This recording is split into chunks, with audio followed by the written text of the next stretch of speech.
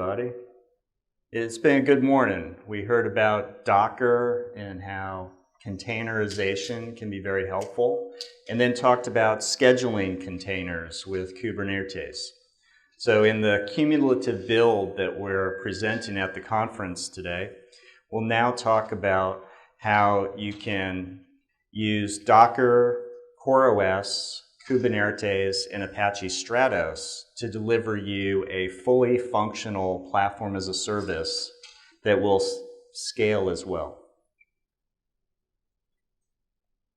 I'm Chris Haddad. I had my start in the cloud at the turn of the century, where there's a little venture-backed company here that we built software as a service and built an online HR benefits management app. From there, I went on to help drive product strategy at WSO2 and lead their evangelism effort. And also, I'm an open source aficionado, whether it's Tomcat or Apache Axis or Stratos or other major projects. So our agenda for today. First, the motivation about building a stack with all these open source projects. Well, why is it required? Why is Docker not enough? And then, what does it mean to build cloud architecture at scale? How do you meet your unique enterprise demands or your volume demands in a high-performant way? Massive feedback. Also, there's many moving parts here, and we'll go through each of the moving parts and how they come together into a composite solution. We'll then describe some application composition scenarios, and this came together in the Kubernetes session where people were saying, well, can you do hierarchical labeling? Or how do you actually group pods together or services together? And our platform as a service layer helps you with that. We'll describe how you can run at scale and then show a demo of the solution in action. So I think our real goal today is to achieve Mission Impossible, or at least Minority Report. To be able to create applications today and services that you never thought would be possible before. The tooling is just so much more complex and sophisticated with the capabilities that it provides. Now, I was talking with one of my colleagues, Aaron, this morning, and we were working on that software as a service company together, and he said, man, the things we had to do by hand, and how primitive our architecture was, and how much the technology has advanced, in a very, very short 15 years. Now I'm showing my gray hair. But there's really some first order development concerns that you probably face. Can I forklift my existing applications into the cloud? How easy is it or how hard? Are there constraints upon the platform that I'm deploying into? Can I even find room for my app in the cloud? All right, so I don't have to requisition servers anymore, but do I have to requisition a virtual machine? How do I requisition a container? How do I get my app into that container? How do I specify how that application should scale and the dependencies between one component or another, for example, an app server and a database? Which is an example of a complex application, which not only you have a web server, a database server, but you might have an integration server, you might have an API gateway, some business process nodes, file systems that need to be accessed. How do you pull this all together? And then what about this microservice design approach that we've been talking about? How do you actually bootstrap a platform that will be microservice friendly? From an ops side, this is where cloud was driven to the start. I actually remember when I was at Burden Group in Gartner, I was talking with the infrastructure guys, and they're like, well, what do you think about cloud, Chris? I'm like, Well, what's in it for me? What's in it for developers? Because when you start thinking about auto-scaling and load balancing, that should just happen automagically. Management and monitoring, that's not necessarily my concern. I want to develop business capabilities. But we all know in the real world we have to think about some of this and find a platform that will help it be easy. So I talk with many teams and they're hitting some massive gates and roadblocks. Whether it's the fragility of their systems, and there's this sort of oxymoron concept about anti-fragility, right? So how do we build anti-fragile systems, and what platform building blocks help us there? There's also operational burdens. Microservices get deployed across a distributed topology that gets linked all these nodes together. Well, what happens if one of those falls? How do they connect in a dynamic world where cloud pods and services are spinning up and tearing down and reappearing in a different availability zone halfway around the world? What about developer productivity? Do you feel more productive today when you're working in the cloud or on the cloud?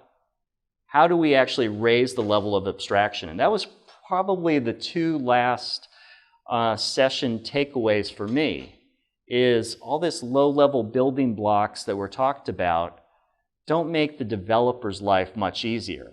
You can do cool things from a runtime perspective, but how do I actually focus on my business capability and abstract away the gory infrastructure details? And that's what we've been working on. So the solution is to actually choose a cloud-native platform, one that automates deployment, dynamically delivers service management without some ops guy, looking at a console 24/7, and also can facilitate root cause analysis when something actually does go wrong. And we're changing our deployment paradigm from virtual machines to containers, which requires us to learn about, what is a container and why do we care about containers? If it's 4 gigabytes versus 1 gigabyte, who really cares? It's just an image that gets moved around. But there's some more fundamental design goals that we're looking to achieve here. And this was actually pulled off of the CoreOS rocket project. They actually wrote a manifesto that said, this is why containers matter, and this is what you should look for in your container.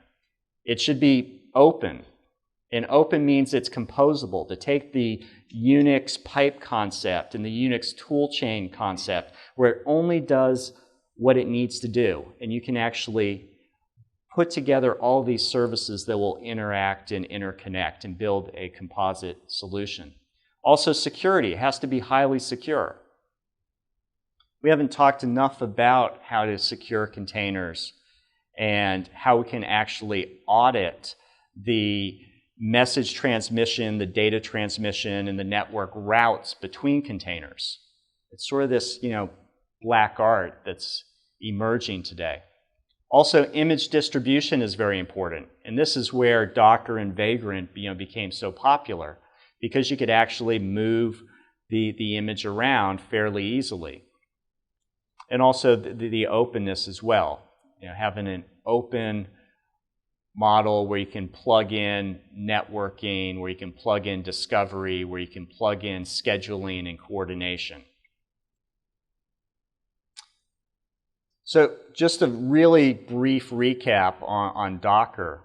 It's a platform that can help you create, run and manage portable containers. It does 3 things, fairly well. It gives you the ability to create a container image and move it around. Snapshot the image. Use a build script with providers such as Ansible or just Bash or SaltStack, and the one that I'm forgetting, Puppet and Chef, to actually bootstrap up a image that will be repeatable by treating infrastructure, provisioning, and configuration and installation as code. It's awesome. Whenever I build an LXC container or a Docker container, I'll always make sure that it's scripted out and to go through an iterative process that actually builds it on the fly. Also, there's a runtime involved because we know that you just can't take bits and throw them up in the cloud and have them run. There's certain parameters and environment that need to be set, such as network routes, such as what's the security policy, what's the connection to the databases or the user's store. So there's these inputs that need to be injected into the container when you boot it up. And lastly, the discovery. How do you actually find container images and then load them up? So when we visualize these moving pieces in the Docker environment, we see that, yes, there is a container that's going to be based on lower level network operating system functions, such as namespaces, control groups, privileges, security privileges. And then there's going to be a control point which can actually instantiate the container and also pull images down from a central registry. And Docker streamlines this image management, where you can pull down base images that have been built by other people. It creates a collaborative development experience, and then you layer on the container services that you think are necessary for that application. But as I mentioned, Docker by itself is not enough for a production environment. It's great for a test environment, but it quickly becomes unwieldy when you're dealing with real-world applications. How many of you guys have actually seen this happen? So that's where CoreOS comes in. It's where you need to be able to bootstrap a container in a reliable way through their systemd service. Also, you need to schedule the execution of containers. When should they run and where? You need a discovery service where you can determine if containers are running and what services they provide and what attributes are used to describe them. And etcd provides a very flat key value discovery service and registry. And then lastly, and most importantly, you got to set up these network routes. In a development environment, it's a very, very flat network, right? It's all on localhost or all on a single network segment. When we move into test stage and production, it becomes radically different, right? Well, you need to actually define all those network segments and the bridges and routes between them as code. And Flannel provides a service to actually set this all up and initialize it. And one of the great things about CoreOS is it's all declarative as to how you interact with these services. You pass it configuration files. CoreOS also knows about how to cluster itself, which is an important aspect of deploying a system at scale.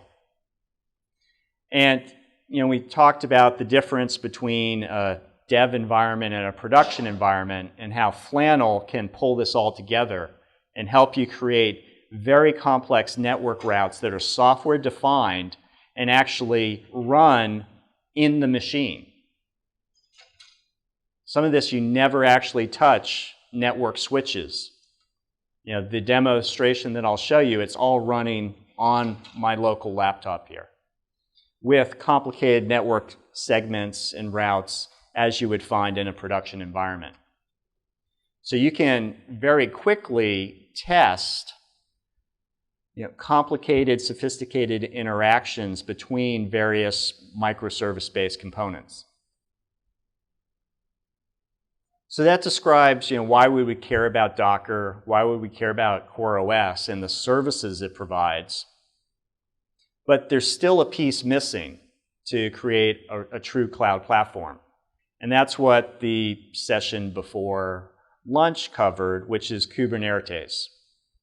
And Kubernetes adds the ability to manage these clusters and containers, the ability to schedule them, the ability to control them within declarative policy parameters. So I want to spin up 2 web servers, 1 database.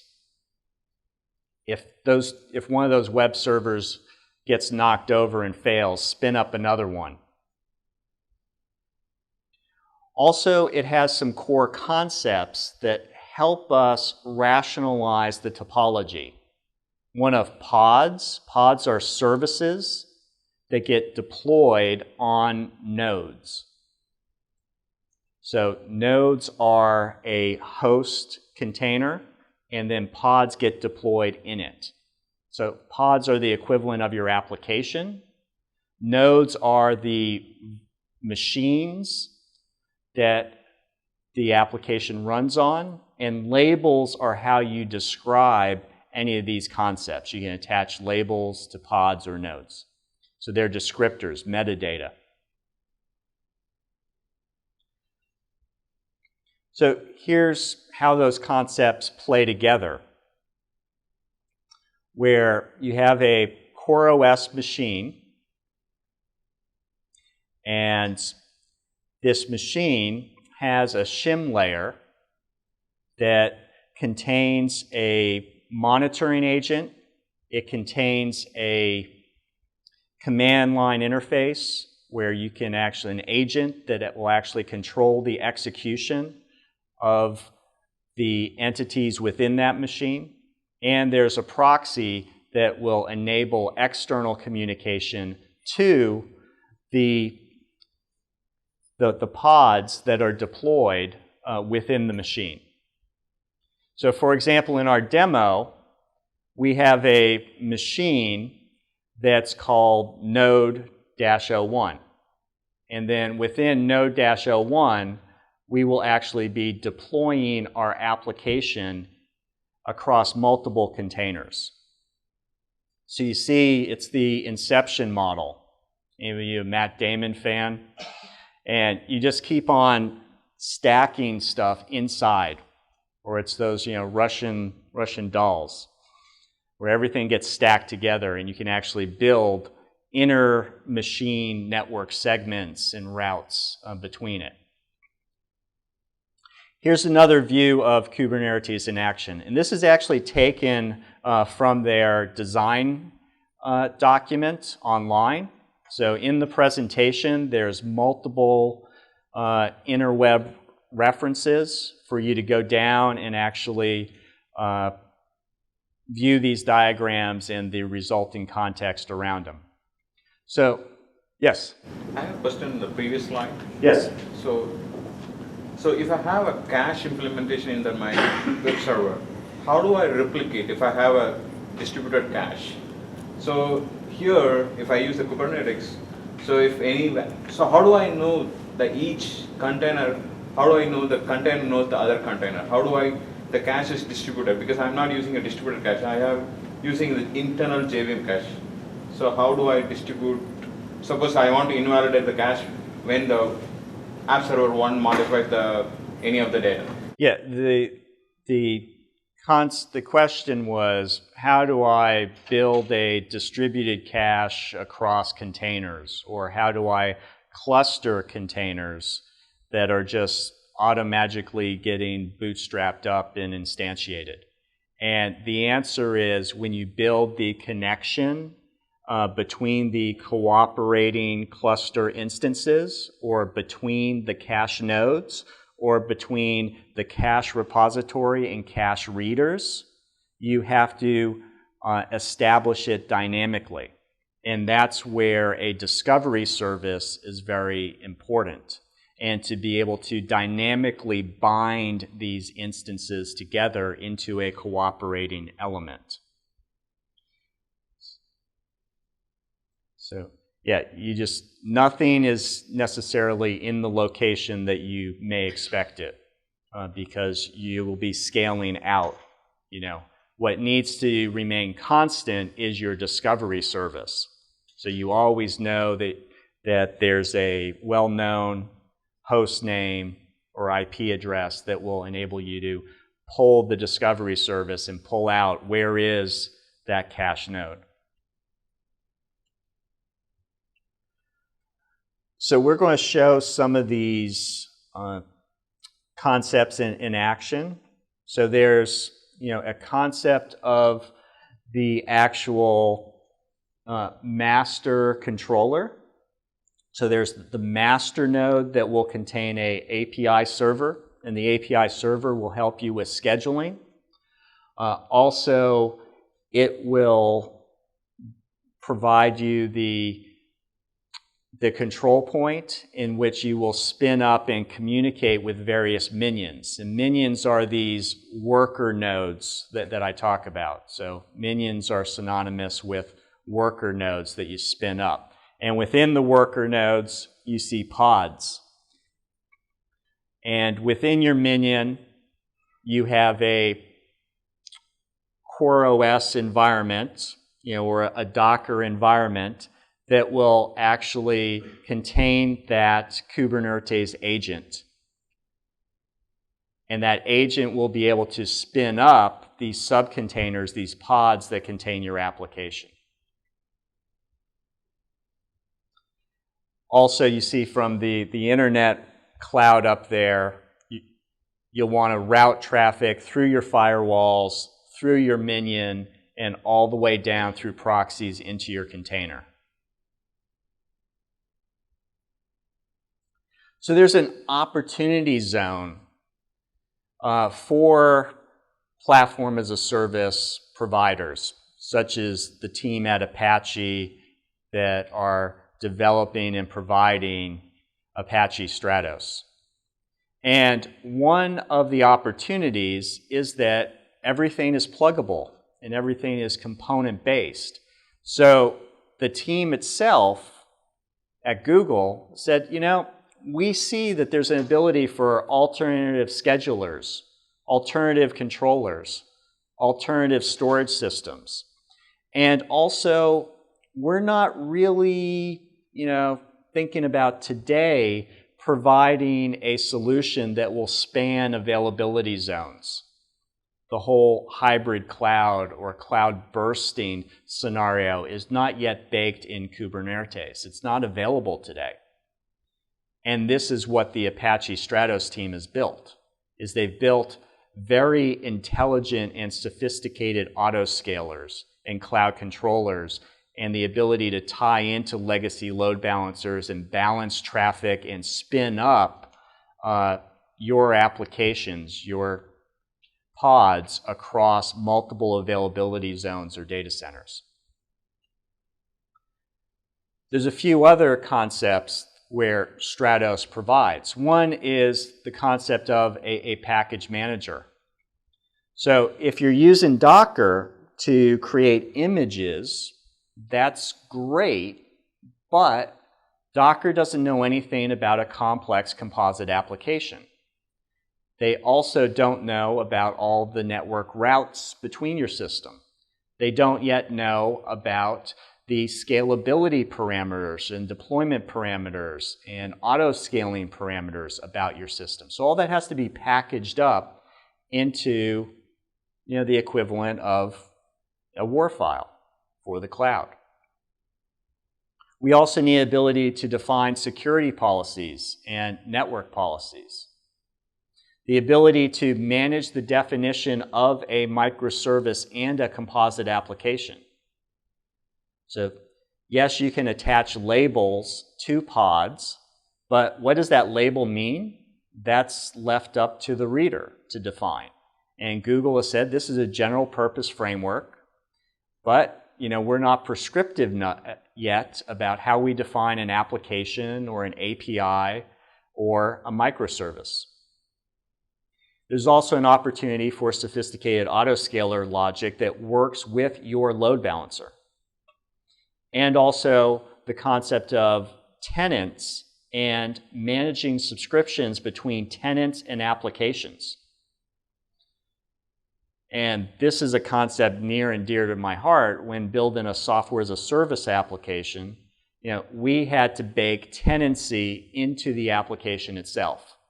Everything from our database on up had to be keyed by tenant ID. Well, that's difficult. That requires rewriting all of our applications rather than forklifting our applications. So how about just creating multiple silos, one silo per tenant? That's doable, right? Especially if you have a lightweight containerization technology. But then you need to manage the access relationship between the tenants and the application, or the tenants and the service. And that's where a platform as a service framework that is tenant aware can help you out.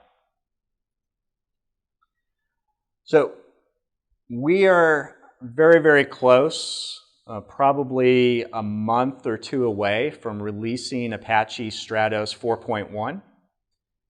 And Apache Stratos 4.1 is the containerization and composition release.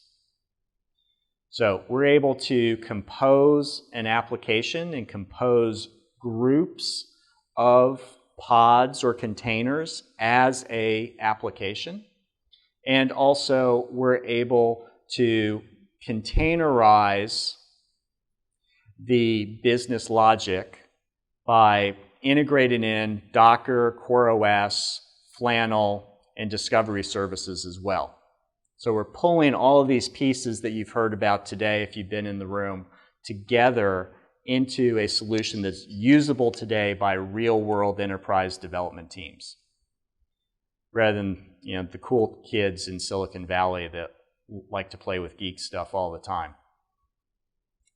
Also, this not only runs on top of CoreOS itself, but it will run with virtual machines as well as any infrastructure as a service that you desire. It will run on bare metal. It will run on Amazon Web Services. It will run on top of OpenStack. It will run on top of CloudStack. It will run on top of vCloud. We're infrastructure as a service agnostic, and we've even created the capability to boot up a mock IIS in the dev or test environment so that you can run through your scalability parameters and actually stress test out and see how your policies and rules will work.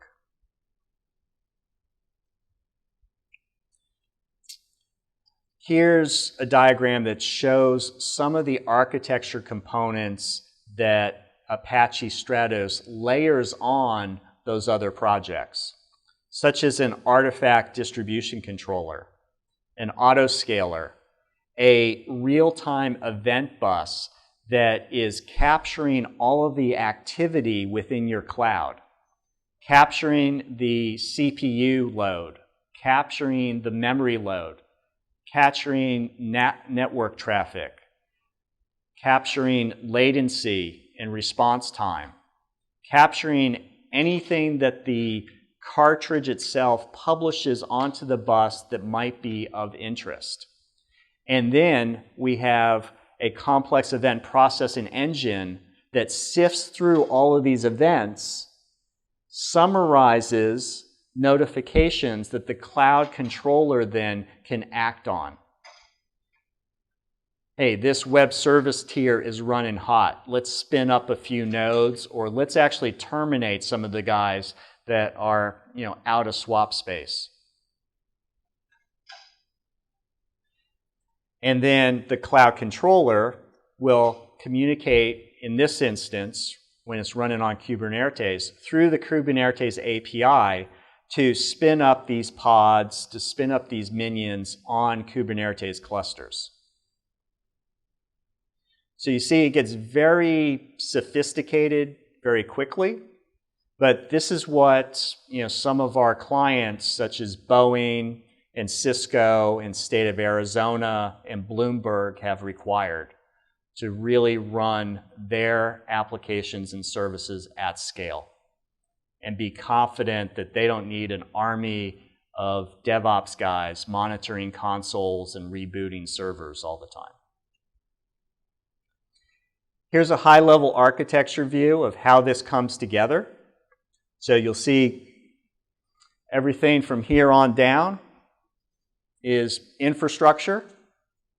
In the middle, you have the platform as a service. And everything from here on up, that's your application and services and APIs running in a cloud environment.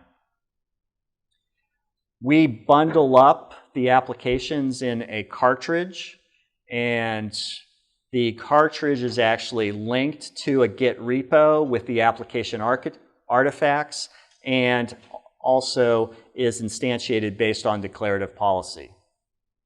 So that there's a whole set of form and function to bring this together very dynamically. Stratos, as we mentioned, communicates with Kubernetes, and we use it to boot up pods, boot up containers, and help us create the networking proxy routes. Here's another view of the architecture, and you'll see the message broker or the event bus is prominently in the middle. It's monitoring the heartbeat of the system. It's showing you the visualization of all of the moving parts and how they interact together. And then the cloud controller is interacting with any infrastructure as a service that you might deploy, and it can actually interact across multiple infrastructure as a service environments. For example, you might be using AWS, so we'll communicate with AWS, or on-premise, you're also using OpenStack. Do I need two platforms to manage those? How do I build a hybrid environment? Well, we can talk to both, as well as Kubernetes if you're using a more bare metal, lightweight approach. Our differentiator is the real-world event bus that I mentioned.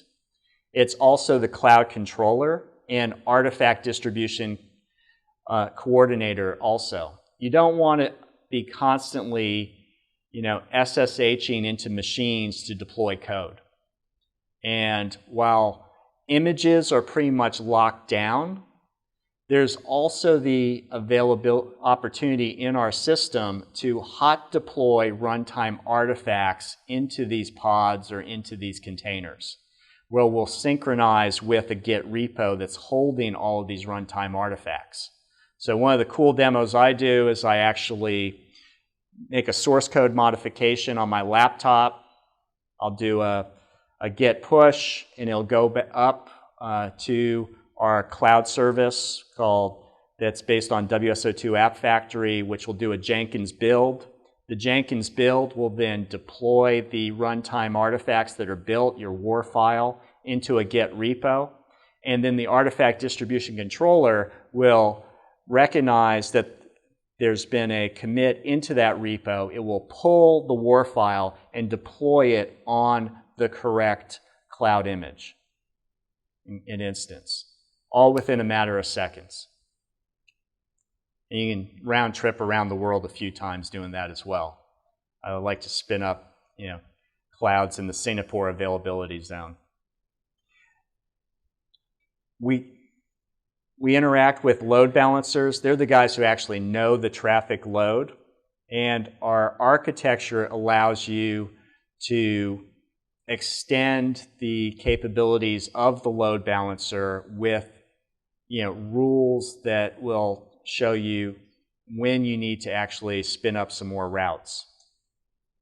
So it's very extensible. And then the other aspect that we touched on this morning is, well, Docker is the application, right?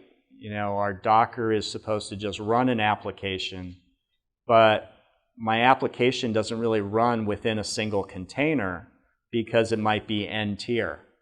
So how does that work? Well, you have to have the concept of grouping, grouping cartridges together and into a composite application.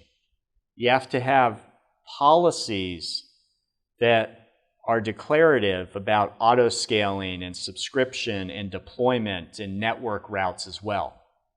And so when you're in the Apache Stratos environment, you'll set all this up just through JSON files. Just pull up the text editor of your choice and define out the behavior of your application and how it should knit together at runtime. So here's an example of how we can do some very sophisticated grouping and also start overlaying policies on top of it. So you can do hierarchical group. First you take cartridges, say it's a database, and the database is in Cassandra, so you're going to need 4 or more of those, right?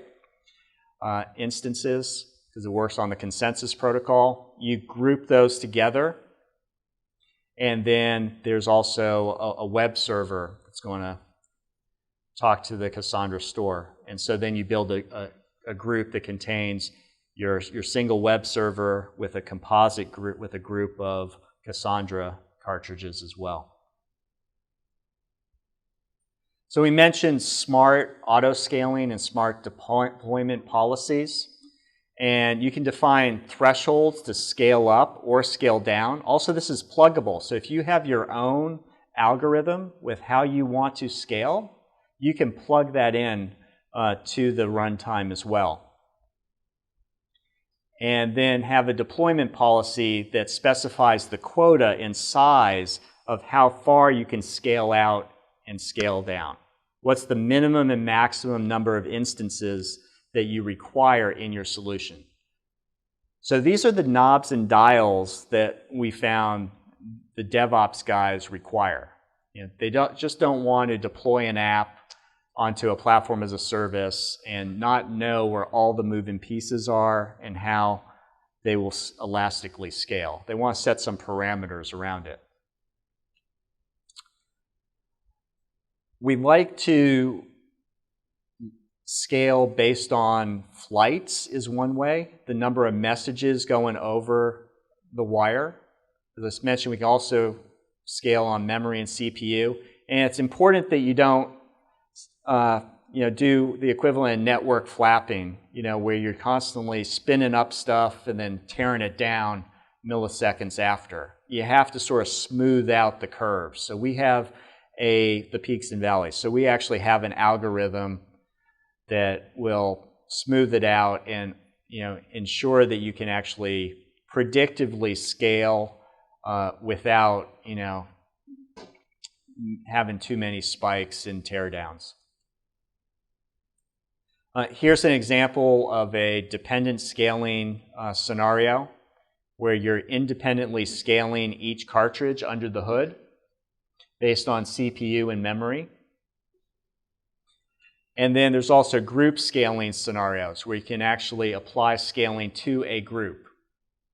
So you want to scale your web server farm as a group instead of at the individual level. We have the declarative language for you to do predictive scaling, for you to make smart decisions as to when to scale. And then also the technology, because we've decoupled the message broker, because we talk through JClouds, Apache JClouds, to abstract us away from any one infrastructure provider, we can actually scale across different cloud availability zones of even different infrastructure as a service types. So it's important that the message broker lives separate because you don't want to be tied to either one region or another. All right, so let's run through a quick demo. There's a lot to show and a lot of setup work that sometimes takes a little bit of time. So I've done the setup work and pulled out some of the log file scripts that shows what happens when I run a command. And we'll show the system that's up and running, but also show you what's going on under the hoods and what happened when I booted up the system. The first thing to do is to set up a CoreOS cluster, the discovery service, the network service based on Flannel, boot up a Kubernetes master and minion. It sounds pretty daunting, right? Have you read the docs? It is daunting.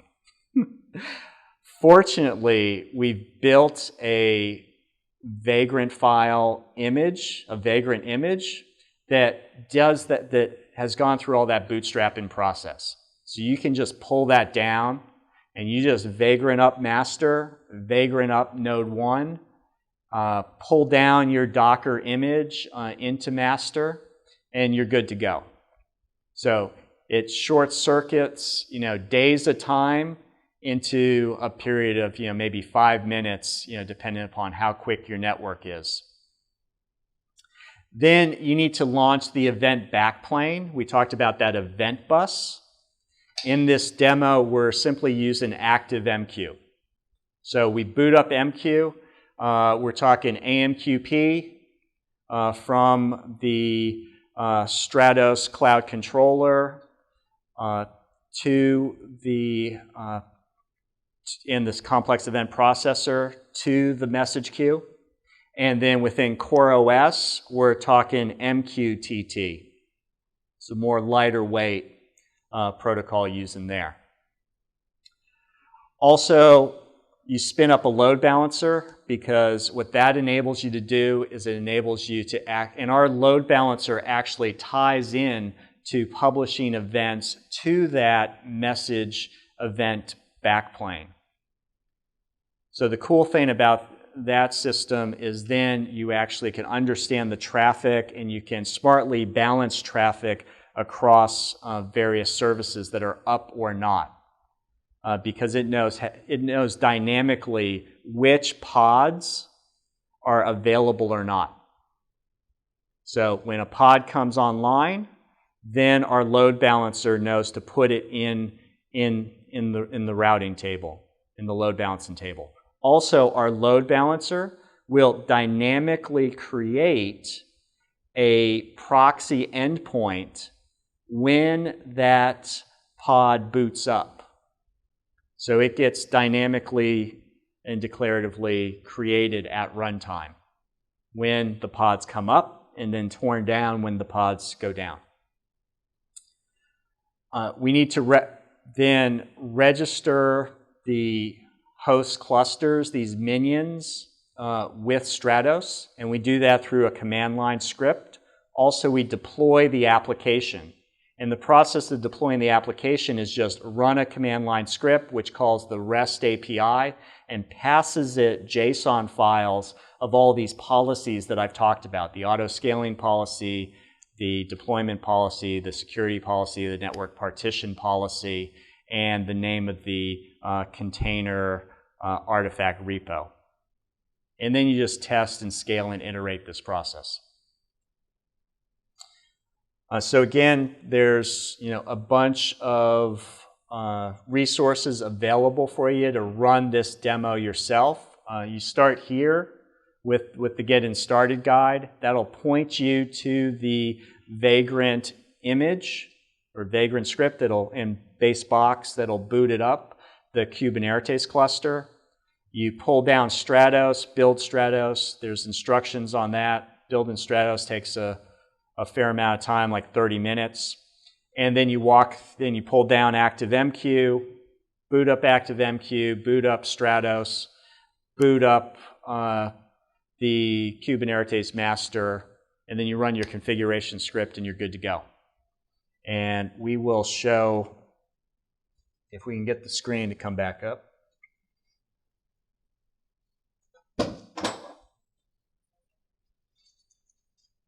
We'll show some of this in action.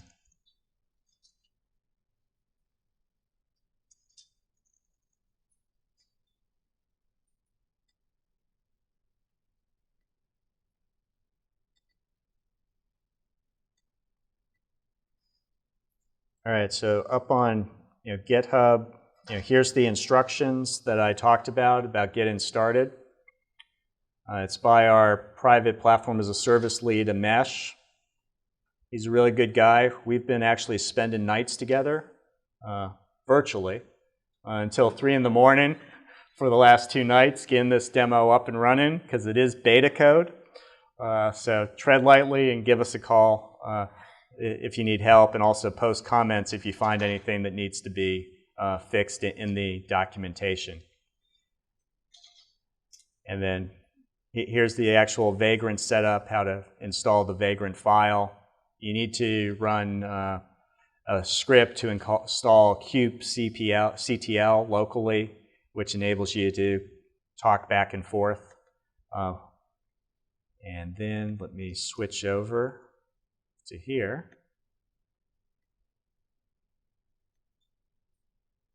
And we're not going to tennis today. All right. So we have an admin console that we can make sure we're logged into. And in the admin console, under applications, you'll see that there's this application called console and a link to go to the URL. When you go to console, it'll ask you to log in. Anybody know I wish I had stickers to get out. Anybody know the default username and password for all WSO2 created derived products? It's always admin. Secure, huh? Hopefully my firewall's up. All right, so here's our graphical UI where you can actually review policies. So we have network partition policies, auto-scaling policies, deployment policies, available cartridges, and clusters. So because I've done a deployment of some declarative metadata, I have some network partitions that are defined here. And so this is saying, hey, I got a network partition on Kubernetes. It's a cluster. And then the auto-scaling policies, where we will scale out if the number of messages is greater than 50. So there's a threshold there, as well as if the memory consumption is greater than 40%, or the CPU load is greater than 40% as well. So these settings you can tune and tweak as your heart's desire, and you can have multiple auto-scaling policies, just like I showed you multiple network partition policies. There's also deployment policies. So we have deployment policy 1 here. And there's some complicated or sophisticated algorithms as to how you will deploy into your network. Do you want to do round-robin deployment across your partitions? Or do you want to fill up one partition and then spill over into the other? And also, how many containers should be within any partition? So here we specify that the max number of containers within a partition should be 20, right down here.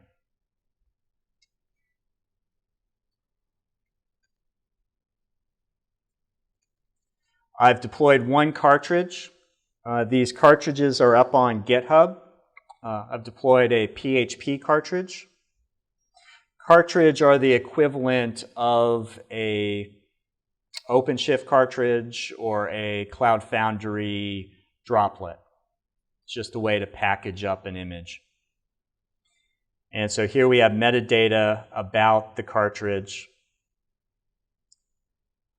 Also, some of our cartridges, not Apache, but WSO2, they're actually multi-tenant at the JVM layer, the app server layer. What we do is we use OSGI and we swap out the security loader, the security manager, and the class loader with our own multi-tenant versions. So you actually have tenant isolation within the JVM. So I can run one app server and actually on that app server have multiple tenants on that one app server and multiple administration consoles on that app server. So it's more of a software as a service for middleware approach if you're comfortable with that type of security and isolation model. When I was talking to the NSA, they were not that comfortable with it. But, you know, your security guidelines might be different, especially for inside the firewall departmental apps. And lastly, we can view that, yes, we do have a Kubernetes cluster. So how did I bootstrap all of this up? The way I bootstrapped it up, man, that really screwed me up when it connected. All right.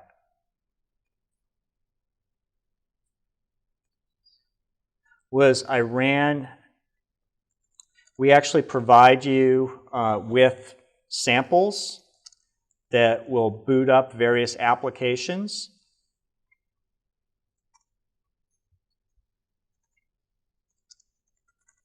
So here's the different types of sample applications that we provide to you to sort of test out. So whether it's a group application, whether it's a complex application with a load balancer, a WordPress application, just a regular Tomcat application. The single cartridge application is our PHP app that we actually deployed. Also, we can have cartridge groups together. So you'll see we have examples of how you can actually build a composite app like you would in the real world. And then if you go into, say, single cartridge here, there's various artifacts that talk about our policies. We've declaratively defined our application. And if I find the right screen over here, which they all got sort of munged down,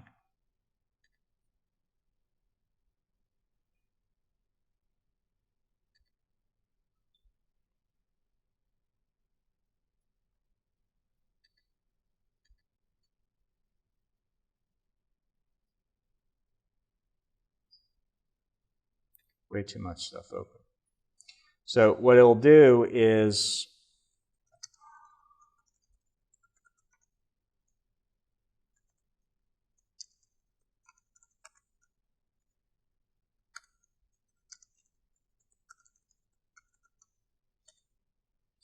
so there we have a meta model that enables us to declare the components of this application. We're declaring what type it is, metadata describing it. It's described as a PHP type application. There's a min and max relationship here between 1 to 10 nodes. It's referencing the auto-scaling policy and deployment policy. So we're tying those together. And then it's pointing to an artifact repository as to how to pull down the application that should be deployed within this cartridge. So when you're creating an image, you don't actually have to play around with Docker. You just actually check your code into Git, reference it in the metadata configuration here, and we'll pull it down and deploy it.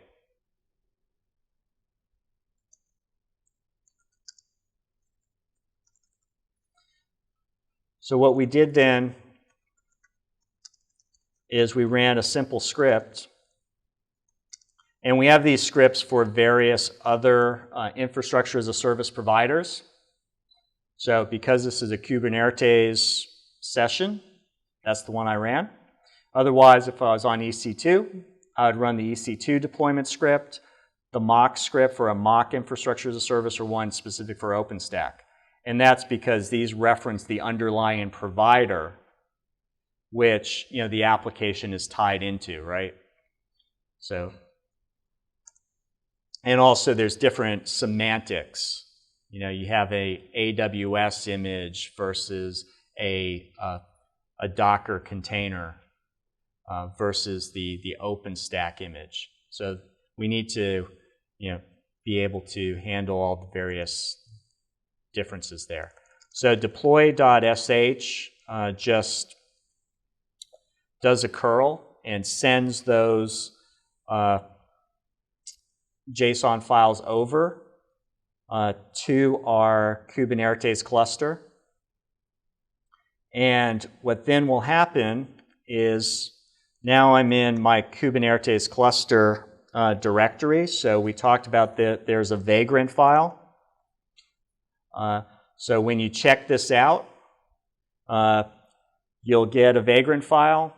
You do Vagrant up master, Vagrant up node 1, you SSH into master, you pull down the PHP image, and you're good to go. And here also you'll load up kubectl. So I've created a short script here that will run kubectl to actually query Kubernetes. How many pods are deployed? How many resource controllers are deployed? How many services are deployed? How many minions are deployed? And when I run this, it works. And you'll see that there's one pod, and there's 3 services. The first 2 services are in the master node. They're part of the Kubernetes API server and core system. But when we did the deployment of the application, we created another service, service 1 here. And you'll see that that is actually a proxy service on port 4500. So that's doing the network route from the outside world all the way back through those container layers to my PHP application. And you'll notice that there is a minion that's created. So the minion is the actual worker node that's within node 1. So we have node 1, that's the cluster, and then you have a minion that's actually spinning up the pod application. So we can also view this in the Stratos console by clicking on Applications. And then clicking on Applications again. And then here we have that single cartridge app. So we see, okay, yes, it is deployed, it's here. And when we view it, we get a visualization of the relationship between all the moving parts in Kubernetes. So we have one worker node here, one minion. That minion is on port, the public IP port. Public IP is 172.17.8.102, and it's accessible via port 4500. And then also we have a private IP address as well. So there's a private communication channel between these containers as well. So that enables you to get that safe back-end networking, for example, between your web server and your database that want to be on a private segment. So what we're going to do now is go over to and refresh here. And we see, yes, the application has been deployed and is available to the outside world on that port that we saw, both through querying Kubernetes directly, but also by just going through your web browser and seeing the topology on the system is through the Stratos UI as well. One other quick thing to show.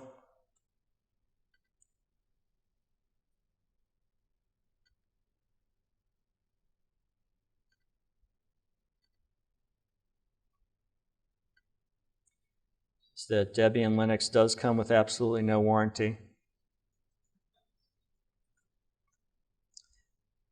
So what we did here is we SSH'd. Oh, actually, let me start from the beginning.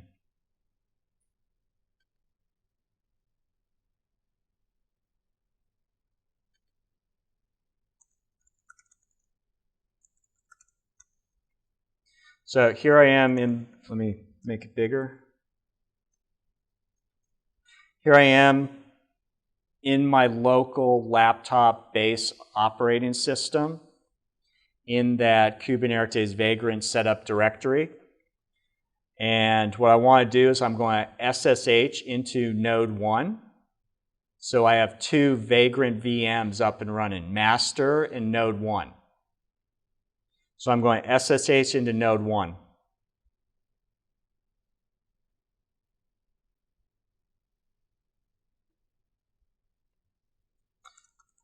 So node 1 has that public IP, 172.17.18.102. And it also has an internal Docker network on 10.24.244.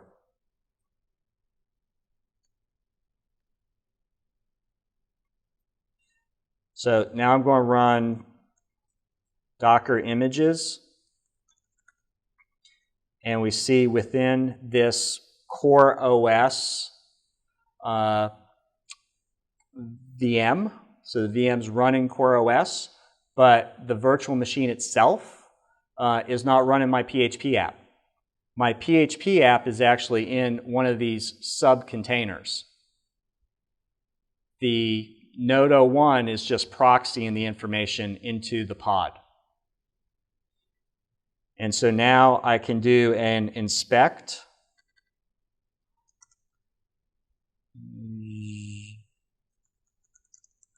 A Docker inspect on this image ID, Kubernetes pause, which is one of my worker minions. And here I see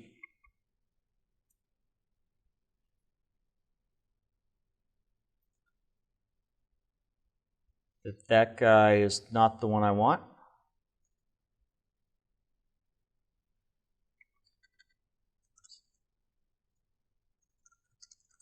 So we actually inspect Stratos PHP. And on Stratos PHP,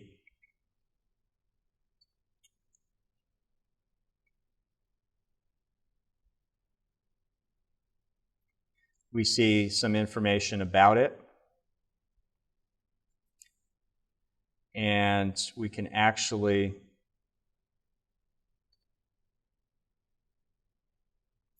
root into our running pod. The password is Stratos.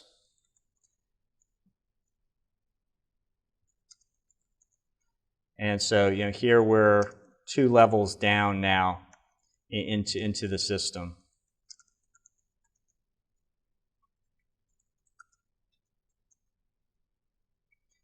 So we got layers upon layers that enable you to build it all, the whole complex application topology within just a laptop. So that was also one of the big differences with the 4.1 release of Stratos is prior releases you need to either run on AWS and spin up at a minimum 5 AWS instances that are size medium or larger, or you had to find an OpenStack environment.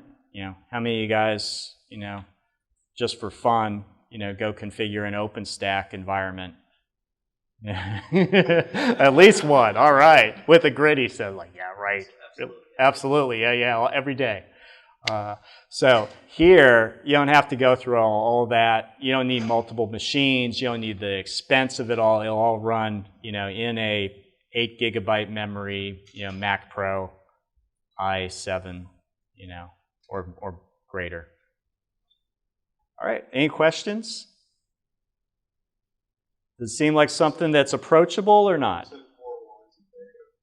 4.1's in beta, and should be, released general availability in a month or 2.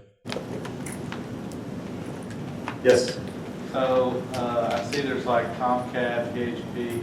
What would be involved in doing like Node or some other kind of app? Yeah, well, we welcome contributions from the community to create a cartridge. And so what's involved is to create that container image that we call a cartridge. And what you would do is, script out how Node gets deployed. And then also there's an agent that you can configure that will help you manage the cartridge. So just like there was, kubectl, that would actually handle the pod, the same for cartridges. And there's actually some guidance here, Stratos cartridge creation. So it's not, overly complicated. My guys say that they can do a lightweight one, like a non-multi-tenant, just basic cartridge in 4 hours. They'd say, a complicated one might take a few days.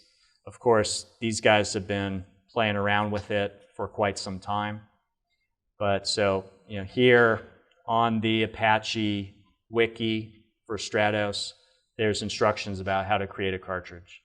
And, if you have questions, it is all Apache community driven. So post your question to our dev list, to our community list, and get some answers.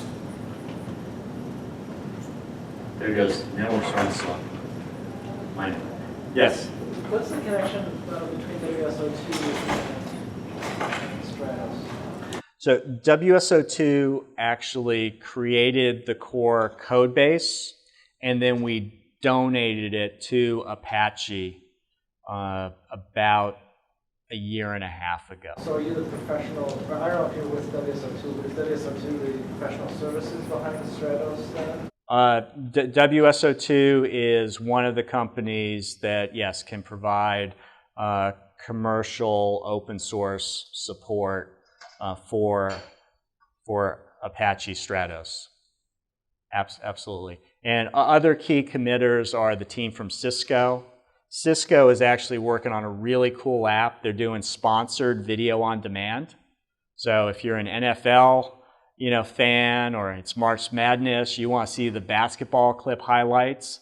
But man, I'm maxing out on my data plan this month, and my wife only lets me have a very, very small, usage quota. So she's going to be really upset if I go over. Well, what they'll do is they'll do sponsored video clips where it's not going to go against your quota. It's going to be paid off by the NCAA or by Coca-Cola or the NFL. And so they're building a system that contains lots of APIs to integrate in with the telcos, APIs to integrate with your phone or your video player, and also they have to make it highly elastically scalable. So they've been working hand in hand on Stratos in the community with us for the last 2.5 years now. Yes? How does storage provisioning work, like if you're talking about EC2? Because that's another service in EC2, right? So with VMs, I assume it's just a virtual disk or something. But yeah. So, right. Storage is, tricky in a cloud environment, and you need to think through it. And so, you can spin up the VMs, and then you would the AWS images, and then you actually configure, the backing store, for that cartridge. So what type are you going to? Just the are you going to non-persistent or the persistent memory as well? Or are you spinning off and your app itself is interacting with an AWS storage service? So yeah, that takes some thought if you're looking to pivot your app, such as one of the companies that we're talking with. They say, well, we want to be infrastructure as a service agnostic, but yeah, you need to definitely think through the storage implications there. You set up what's the backing store for a cartridge. So, but then you would need to, make sure that your app understands those parameters as well. Yes. Question. You talked a little bit about avoiding kind of the vendor lock-in for a cloud. Can you explain, since these cartridges are kind of platform specific to a provider, is there a movement towards making them more agnostic or more flexible so that you could span multiple clouds potentially with Stratos, or is it more focused on just providing support for each cloud? Yeah,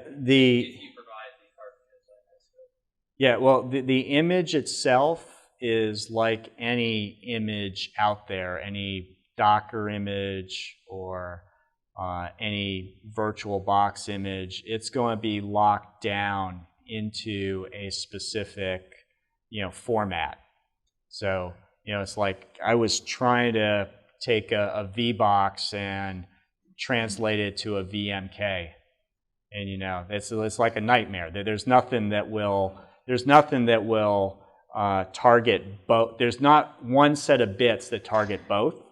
What you have to do is create a build script where you can build both. And so that's part of the strategy for how you would create a cartridge. So once the cartridge is created, it's like locked down. But the creation process could be, I have a Puppet script, I have a Chef script that will create it. Or one that I've used is SUSE Cloud. So the SUSE Studio. So the SUSE Studio, you actually script out the provisioning steps, and then at a click of a button, they will actually create an Amazon image, or they will create an OpenStack image, or they'll create a container. So that makes it really easy to spin out the multiple different form factors that you might need. So if your deployable was a set of Docker images, you could have cartridges that are fairly generic and still use them to host those Docker images? Yeah. If everybody supports, Docker images and what that entails. Yeah, that's true. That's true. When the cartridge, when all of the various infrastructure as a server providers support the same image format, then yes, that cartridge is portable. Right. Yeah, that's a good point. But when you bring it to a common baseline, it all works. I was thinking at the VM level where they're all different. Yeah, and that's the benefit for doing this inception model where the pods run within the VM, is because then the pods can shift without recompilation, re-imaging, as you mentioned, rebuilding. So that's actually a good point that I hadn't thought of. Thanks. Can you demo it? Is there part of the UI to look at those collected events? You said basically you have like a queue to collect all the events from networking on. Is there UI for that? There is. I don't think it's in this build. So that would be something to definitely follow up and just validate that they didn't strip it out. Otherwise, so in your build, what do you do with those events then? Is there an API to get at them, or what? Yeah. There's an API to. It's just a message broker. So anybody can subscribe to that queue or topic. Right. Well, we monitor the queue and then run our own algorithms that will help us understand what control actions we want to perform. But what we did is, the reason we put a message broker in the middle is to make it open and agnostic, where if somebody else needs to create their own control actions, like a load balancer, an external F5 load balancer might want to be making its own decisions as well. So we've separated out all these various components where you can plug in other alternatives. Any other questions? Thank you very much, and I hope this has been useful. And Looking forward to seeing you on the mailing list.